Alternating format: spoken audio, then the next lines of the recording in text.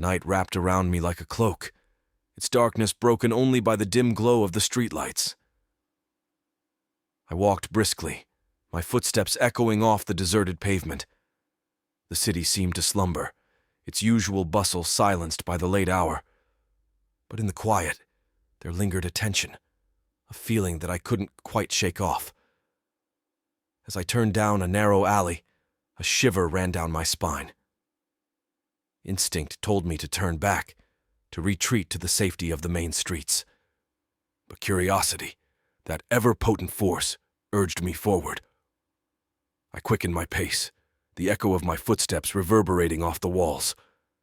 The alley seemed to stretch on endlessly, its twists and turns disorienting me. Shadows danced along the brickwork, casting eerie shapes upon the ground. I tried to shake off the feeling of unease that gnawed at my insides, but it clung to me like a stubborn fog. Suddenly, a voice cut through the silence, sending a jolt of fear coursing through my veins. "Hey there, sweetheart," it hissed, the words dripping with malice. I froze, my heart pounding in my chest. Slowly, I turned to face the source of the voice. There, emerging from the darkness like a specter, stood a man. His features were obscured by the shadows, but I could feel his gaze piercing through me. A chill swept over me as I realized that I was not alone in the alley. "Who are you?" I managed to choke out, my voice barely above a whisper. The man stepped closer, his movements fluid and predatory. "Just a traveler passing through," he replied, his tone oozing with menace. "And what about you, my dear? What brings you to this forsaken place?" His words sent alarm bells ringing in my mind. I knew I should flee, to run as far and as fast as my legs would carry me. But something held me rooted to the spot, a morbid fascination with the danger that lurked before me. I was just taking a shortcut," I stammered, my voice trembling with fear. The man chuckled darkly, the sound sending shivers down my spine. "Ah, shortcuts," he mused. "They often lead us down paths we never intended to take." I swallowed hard, the weight of his words settling heavily upon me. Every fiber of my being screamed at me to run, to escape this encounter before it was too late. But still, I remained transfixed, unable to tear my gaze away from the figure before me. As he drew nearer, I caught a glimpse of his face illuminated by the faint glow of a distant streetlight. His features were twisted into a sinister grin, his eyes gleaming with a hunger that sent a chill down my spine.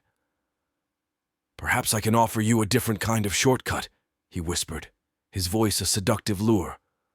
"A shortcut to a place where your deepest desires are fulfilled, where all your dreams come true." I recoiled, the sweetness of his words masking a darkness that I dared not explore. I don't want anything from you," I stammered, my voice barely audible. The man's grin widened, revealing rows of sharp, glistening teeth. "Oh, but you do," he purred, his voice a sinister melody. "We all want something, my dear, and I can give it to you if you're willing to pay the price." With a surge of adrenaline, I turned and bolted down the alley, my heart pounding in my chest. Behind me, I could hear the man's laughter echoing off the walls, sending chills down my spine. I ran until my lungs burned and my legs threatened to give out beneath me.